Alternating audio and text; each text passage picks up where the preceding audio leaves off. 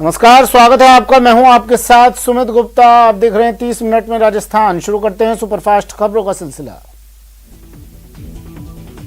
कृषि कानून के विरोध में अकाली दल और बसपा सांसदों ने हाथों में गेहूं की बालियां लेकर संसद के बाहर प्रदर्शन किया और सांसदों को गेहूं की बालियां देकर अपना विरोध दर्ज करवाया। मानसून सत्र का आज 12वां दिन है। पेगासस मुद्दे पर विपक्ष लगातार हंगामा कर सरकार को घेर रहा है। सदन में चर्चा की मांग। कांग्रेस के माणिक चंद टैगोर और मनीष तिवारी ने स्थगन प्रस्ताव दिया है। पीएम मोदी की मौजूदगी में चर्चा की मांग की है। मानसून सत्र के पहले 2 सप्ताह में राज्यसभा की कार्यवाही के 50 में से 40 घंटे बर्बाद हुए। पेगासस और कृषि बिल को लेकर रुकावट। केंद्रीय संसदीय कार्य राज्य मंत्री अर्जुन राम मेघवाल ने कहा कि संसद में गतिरोध के लिए विपक्ष की हठधर्मिता जिम्मेदार है। विपक्ष से अनुरोध किया गया कि जो भी मुद्दे चर्चा के लिए सरकार तैयार है। मरुधरा के रेलवे प्रोजेक्ट पर महामंथन किया गया। स्पीकर ओम बिरला ने बैठक ली। प्रदेश के सभी सांसद भी बैठक में मौजूद रहे।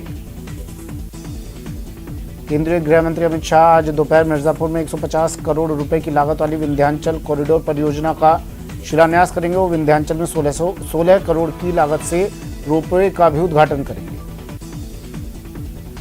धनबाद में जज हत्याकांड में एसआईटी ने अपनी कार्रवाई तेज की। सभी थानों से 243 संदिग्ध हिरासत में लिए गए। वहीं अलग अलग मामलों में 17 अपराधी गिरफ्तार हुए। पंजाब में आज से स्कूल खुले। सुबह 8 बजे से दोपहर 2 बजे तक जूनियर बच्चों की क्लास चलेंगी। स्कूल आने के लिए अभिभावकों की मंजूरी जरूरी है और स्कूलों में 6 फीट की दूरी बनाने के निर्देश। उत्तराखंड में भी आज से स्कूल खुल गए हैं। 9वीं से 12वीं तक के बच्चों की क्लासेस शुरू हो गई हैं। छत्तीसगढ़ में 10वीं और 12वीं के बच्चों के लिए स्कूल खुल गए हैं, जिसमें 50% क्षमता के निर्देश दिए गए हैं। छत्तीसगढ़ के जिले में कोरोना संक्रमण दर 1% से कम है। वहीं स्कूल खोलने की इजाजत है। जम्मू कश्मीर के सांबा सेक्टर में 4 ड्रोन दिखे। ये ड्रोन आर्मी कैंप के सामने उड़ रहे थे। रेंज से बाहर होने की वजह से पुलिस फायरिंग नहीं कर पाई। केरल में 24 घंटे में कोरोना के 20,728 नए मामले सामने आए हैं। कोरोना से 56 लोगों की मौत हो चुकी है। भरतपुर में सांसद रंजीता कोहली को मारने की धमकी मिली है। फोन पर गोली मारने की धमकी दी गई। भारत में अफगानिस्तान के राजदूत फलीग महमूद ने अपने साथियों के साथ अजमेर पहुंचकर ख्वाजा साहब के दर पर हाजिरी लगाई। दरगाह के खादिम सैयद सलमान चिश्ती ने उन्हें जियारत करवाई और अमन चैन की दुआ मांगी। असम के 2 मूर्ति कलाकार इन दिनों अयोध्या में राम मंदिर के लिए मूर्ति निर्माण में लगे हुए हैं। मूर्तियों के जरिए भगवान राम के बचपन से राज्याभिषेक तक का सफर दिखाया जाएगा। टोक्यो ओलंपिक में महिला हॉकी टीम ने ऑस्ट्रेलिया को शिकस्त दे दिया और हॉकी टीम सेमीफाइनल में पहुंच गई। हॉकी टीम ने ऑस्ट्रेलिया को 1-0 से हराया।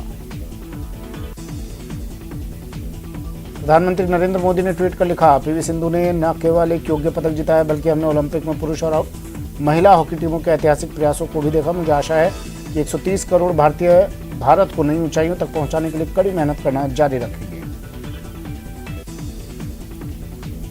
खेल मंत्री अनुराग ठाकुर ने ट्वीट कर लिखा कि महिला हॉकी टीम ने इतिहास रच दिया है। पहली बार हम सेमीफाइनल में पहुंचे। 130 करोड़ लोग देश की महिला हॉकी के साथ हैं। 12 जिले में बीते 3 दिनों से लगातार बारिश जारी है। यहाँ बारिश की वजह से जनजीवन पूरी तरह अस्त व्यस्त हो गया है। बारिश से नदी नाले उफान पर हैं। सड़कें तालाब बन चुकी हैं। टोंक जिले में हो रही बारिश से किसानों के चेहरे खिल उठे हैं। वहीं कई लोगों के लिए बारिश मुश्किल साबित हो रही है। निवाई में हुई बारिश ने नगरपालिका की ड्रेनेज सिस्टम की पोल खोलकर रख दी। टोंक में टोडा रायसिंह टोंक मार्ग पर पानी सड़क के ऊपर से बह रहा है। इस बीच यहां लोग भी लापरवाही दिखे और वो जान हथेली पर रखकर सड़क पार कर रहे हैं। धौलपुर में हो रही बारिश से प्रशासन अलर्ट मोड पर आ गया है। प्रशासन ने यहां पार्वती नदी के निचले इलाकों में रह रहे लोगों को चेतावनी दिया। दरअसल आंगई डैम से बड़ी तादाद में पानी रिलीज किया जा रहा है। सावन महीने के दूसरे सोमवार को जन्म में सैकड़ों लोगों ने भगवान महाकाल के दर्शन किए। भस्मारती के बाद बाबा महाकाल को भांग, चंदन, फल, वस्त्र आदि से सजाया गया। सावन के दूसरे सोमवार को भी शिवालयों पर श्रद्धालुओं का तांता लगा है। कोटा के शिवपुरी धाम पर भी आज बड़ी संख्या में श्रद्धालु पहुंचे और उन्होंने भोलेनाथ का जल से दुग्ध से अभिषेक कर मनोकामनाएं मांगी। दौसा में सावन में बारिश के बीच सोमवार को शिव भक्तों का जोश और ज्यादा बढ़ गया। यहाँ शिवालय में भक्तों की जमकर भीड़ उमड़ पड़ी। जोधपुर में सावन के दूसरे सोमवार पर शहर भर के शिवालयों में श्रद्धालुओं की भीड़ उमड़ पड़ी। आज शिवालयों में भक्तों ने भगवान भोलेनाथ का पंचाभिषेक किया। जोधपुर के प्राचीनतम शुगालेश्वर महादेव मंदिर में भक्तों की खासी भीड़ उमड़ पड़ी। सवाई माधोपुर में भारी बारिश की वजह से सड़कों पर बने नाले उफान पर हैं, लेकिन लोग फिर भी जान जोखिम में डालकर इन नदी नालों को पार करने में लगे हैं। बारिश की वजह से सड़कों का संपर्क कई जगहों पर पूरी तरह से कट चुका है। सवाई माधोपुर जिले में रात भर भारी बारिश का दौर जारी है। इससे कई इलाकों में हालात विकट हो गए हैं। इससे लटिया नाला उफान पर है और इसके किनारे बसे लोग पानी से गिर गए हैं। लटिया नाले ने लोगों की मुश्किल बढ़ा दी है। चलिए शुरू करते हैं फिर से सुपरफास्ट खबरों का सिलसिला।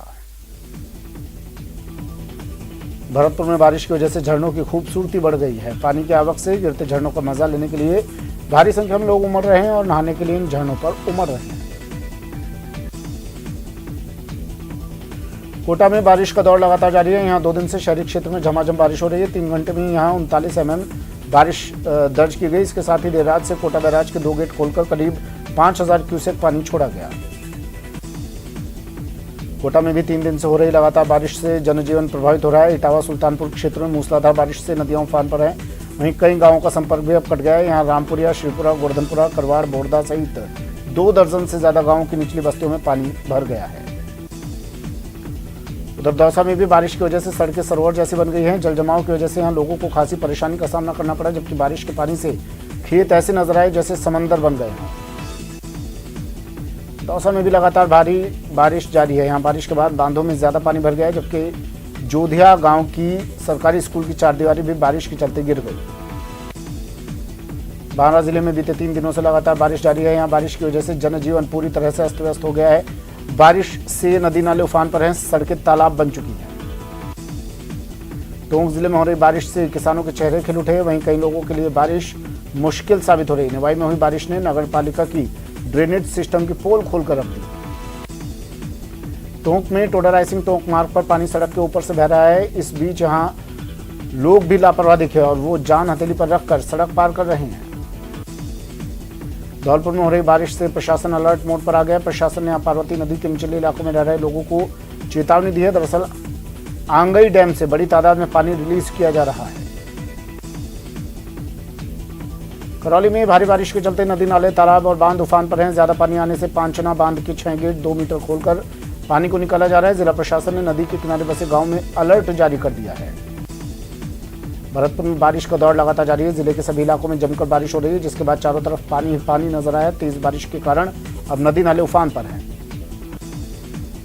अजमेर में सावन के महीने में इंद्रदेव मेहरबान हैं, जिसकी वजह से पुष्कर सरोवर का जलस्तर भी लगातार बढ़ता जा रहा है। पुष्कर सरोवर में करीब 10 फीट पानी की आवक हुई है। बांदा जिले में लगातार बारिश अब लोगों के लिए आफत बनने लगी है। जिले में बीते 36 घंटों में 350 मिलीमीटर से भी ज्यादा बारिश दर्ज की गई है। बारिश से बांदा शहर सहित शाहबाद, छबड़ा, अंता, किशनगंज में जल जमाव हो गया है। अलवर में भारी बारिश की वजह से नदी नाले उफान पर हैं। यहाँ माधोगढ़ की पुलिया पर एक ट्रक चालक को जल्दबाजी भारी पड़ी और पानी के तेज बहाव में ट्रक फंस गया। ग्रामीणों ने ट्रक चालक को रस्सी डालकर रेस्क्यू कर बचाया। लगातार बारिश के कारण यमुना में जलस्तर खतरे के निशान 205.33 मीटर से थोड़ा ही नीचे दर्ज किया गया। अधिकारियों के अनुसार यमुना के डूब वाले क्षेत्रों से 100 से अधिक परिवारों को कुछ दिनों के लिए ऊंचाई वाले इलाकों में पहुंचाया गया है। कोटा में भी बारिश का दौर लगातार जारी है। 2 दिन से शहरी क्षेत्र में झमाझम बारिश हो रही है। 3 घंटे में ही कोटा में 39 मिलीमीटर बारिश दर्ज की गई।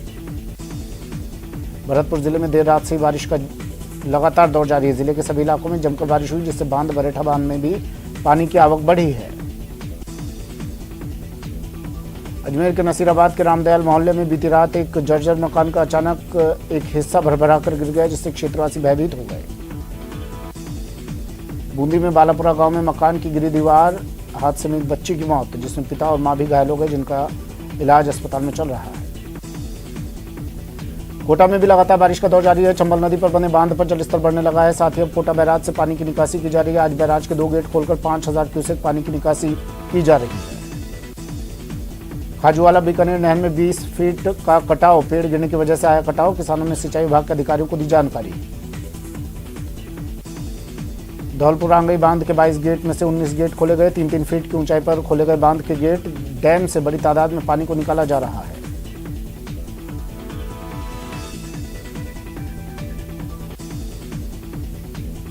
भरतपुर के बयाना उपखंड के गांव बराना के पहाड़ों में बरसाती झरना गिरा है, जिसमें पहुंचकर लोग अपनी मौत को दावत दे रहे हैं। यहाँ लोग नहाते हुए नजर आए। इस दौरान कोरोना गाइडलाइंस के बीच जमकर धज्जियां उड़ाई गई। झालावाड़ के उंडल गांव में कालीसिंध थर्मल पावर प्लांट को दो तरफा झटका लगा है। बिजली की खपत कम होने के चलते यहां शनिवार को बिजली घर की दूसरी इकाई को जयपुर लोड डिस्पैच सेंटर के निर्देश पर बंद किया था।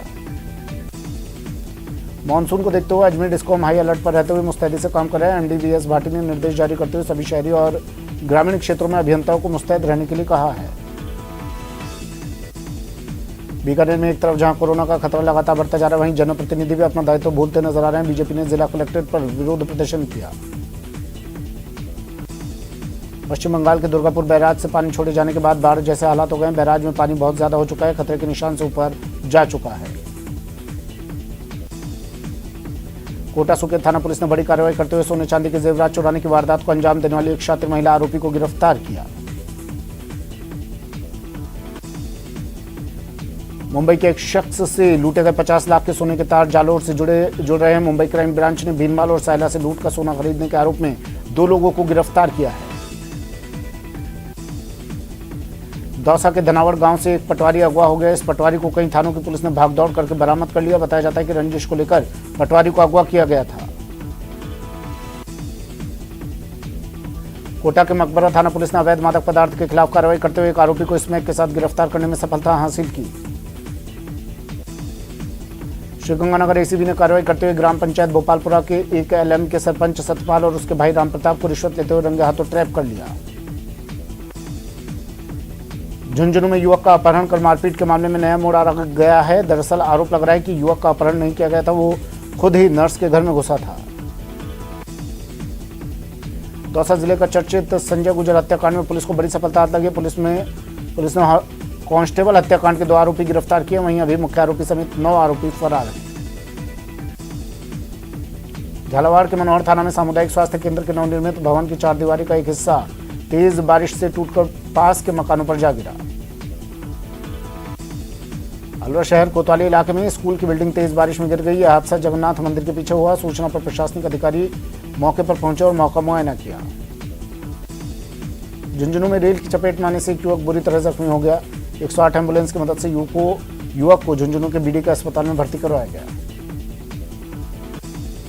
बीकानेर में बेकाबू होकर पेड़ से एक बस जा टकराई। हादसे में कार सवार युवक की मौत हुई। एक कार पेड़ से जा टकराई। 2 युवक गंभीर रूप से घायल हुए, पीबीएम अस्पताल में भर्ती करवाया गया। कोटा में लोडिंग वाहन और ऑटो की जोरदार भिड़ंत हो गई। हादसे में ऑटो चालक की मौत हो गई और ऑटो का अगला हिस्सा पूरी तरह से क्षतिग्रस्त हो गया।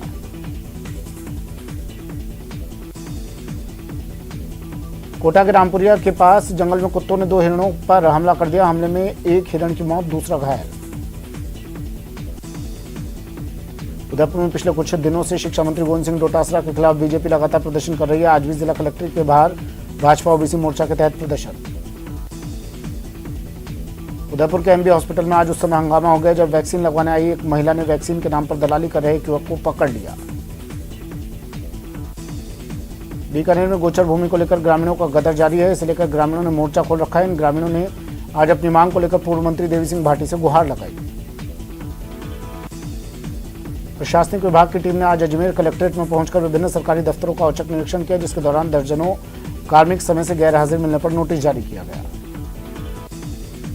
राजस्थान के मंत्रालय कर्मचारियों के 7 सूत्री मांगों को लेकर 10 जुलाई से प्रदर्शन चल रहा है। जयपुर सहित पूरे प्रदेश के जिला मुख्यालयों पर मंत्रालय कर्मचारियों ने सद्बुद्धि यज्ञ किया। सीबीएसई की ओर से जारी किए गए 12वीं बोर्ड के नतीजों को लेकर अजमेर में अभिभावकों ने सम्राट पब्लिक स्कूल प्रशासन के खिलाफ जमकर विरोध प्रदर्शन किया।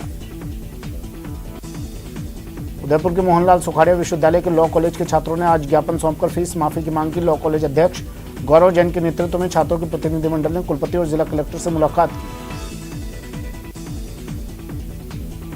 बीजेपी की ओर से विधि प्रकोष्ठ के प्रदेश संयोजक के पद पर प्रवीण खंडेलवाल को नियुक्त किया गया। प्रदेश अध्यक्ष सतीश पूनिया की ओर से की गई घोषणा के बाद प्रवीण खंडेलवाल का उदयपुर के वकीलों ने स्वागत किया। अजमेर पुलिस लाइन के सामुदायिक भवन में आज अजमेर रेंज पुलिस सम्मान समारोह का कार्यक्रम आयोजित किया। अजमेर रेंज आईजी एस सिंगथर ने रेंज के सर्वोच्च जवानों को डीजीपी डिस्क और सर्वोत्तम सेवा चिन्ह प्रदान किए। अजमेर रेंज आईजी एस सिंगथिर की ओर से नागौर के 62 टोंक के 6 और अजमेर के 22 पुलिसकर्मियों को चिन्ह प्रदान किए गए। पिछले 10 साल में ये दूसरी बार है जब जालौर जिले में जुलाई के दौरान किसान बुआई नहीं कर सके। अब तक लक्ष्य के अनुसार बुआई नहीं हो पाई है।